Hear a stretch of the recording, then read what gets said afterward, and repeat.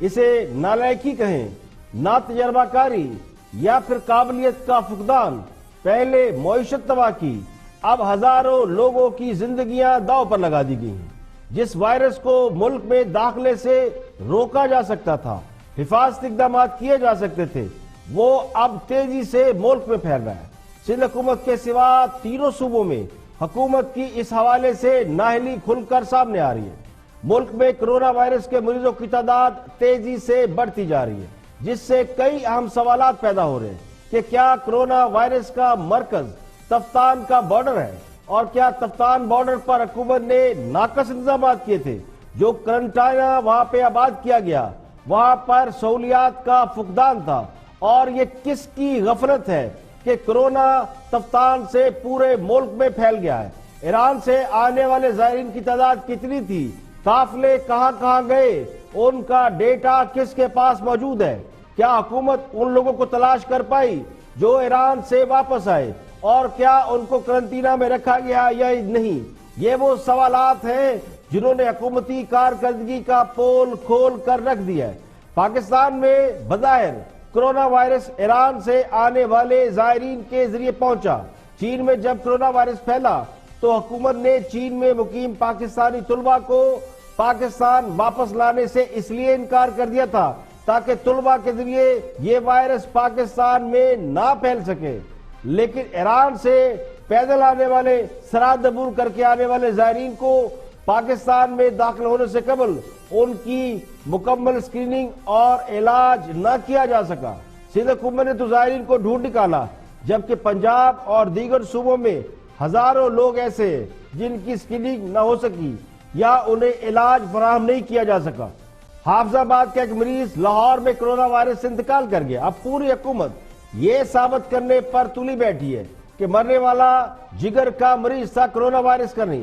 تو پاکستان کے سب سے بڑے صوبے پنجاب کے حوالے سے کہا جا رہا ہے کہ یہاں پر کرونا وائرس کا آؤٹ برسٹ حیران کن ہو سکتا ہے، کیونکہ سب سے زیادہ ناقص انتظامات اگر کہیں دیکھنے میں آ رہے ہیں تو وہ پنجاب میں دیکھنے میں آ رہے ہیں۔ خاص کر دارالحکومت لاہور اس وقت کرونا وائرس کے خطرے کی زد میں ہے۔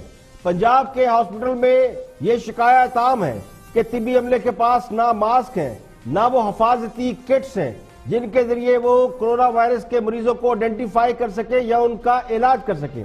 اور سب سے بڑی نااہلی یہ ہے کہ کرونا وائرس کے مریضوں کو نہ ہاسپٹل میں ڈائیگنوز کیا جاتا ہے، نہ ان کو ہسپتالوں میں رکھا جاتا ہے، انہیں الگ سے کرنٹائنہ میں رکھا جاتا ہے۔ تو پنجاب میں لوگ دھڑا دھڑ ہسپتالوں کا رخ کر رہے ہیں جہاں اسکریننگ کے انتظامات بھی نہیں ہیں۔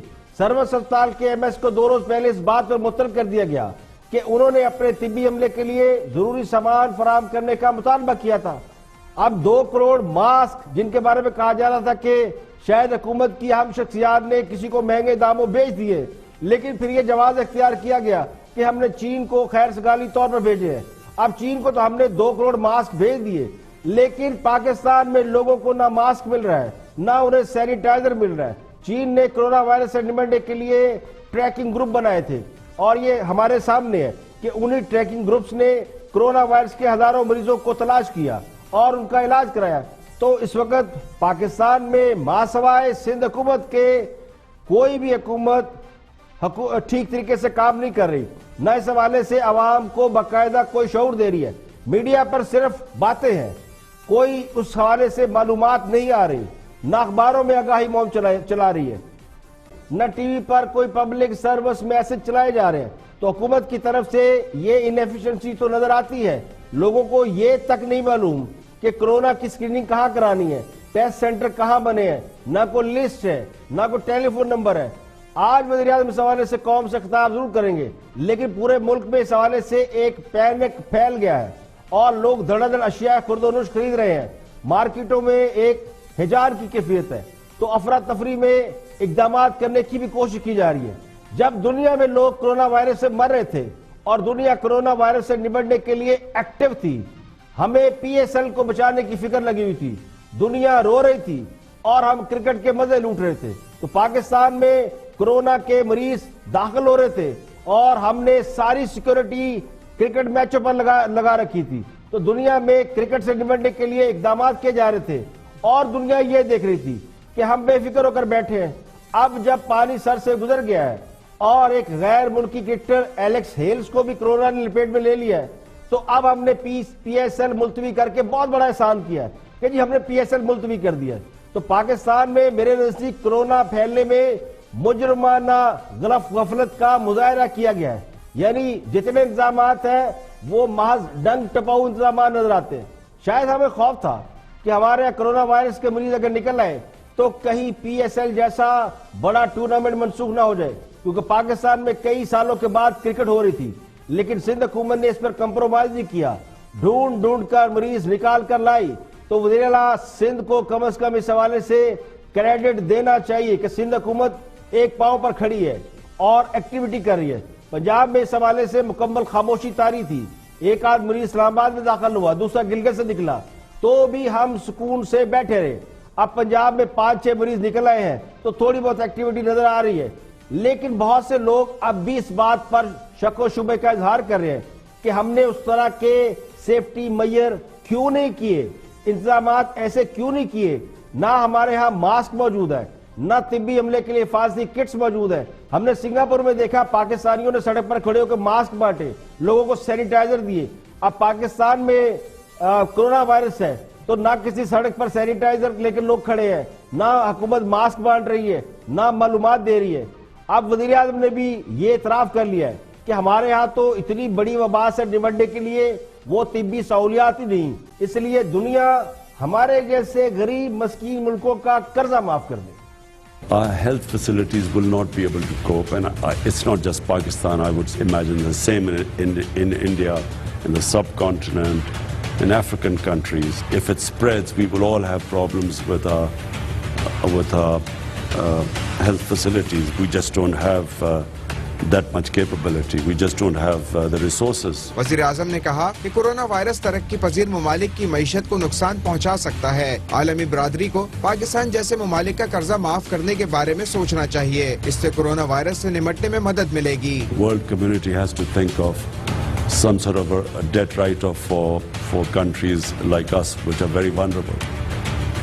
At least that will help us. اس میں کوئی شک نہیں کہ دنیا کو ایک بدترین آفت کا سامنا ہے اور کئی ممالک کے پاس اس وبا سے نمٹنے کی صلاحیت نہیں. وزیر اعظم عمران خان نے یہ درست کیا کہ انہوں نے دنیا کو بتا دیا کہ جو غریب ملک ہے ان کا قرضہ معاف کرے. ایران, پاکستان, ایسے کئی ملک ہیں جن کے پاس شاید اتنے مالی وسائل بھی نہیں, طبی بھی صلاحیتیں نہیں ہیں. لیکن ہماری حکومت نے تو یہ دعویٰ کر دیا تھا کہ ہمارے پاس تو انتظامات مکمل ہے, اس لیے تو ٹورنامنٹ ہو رہا تھا.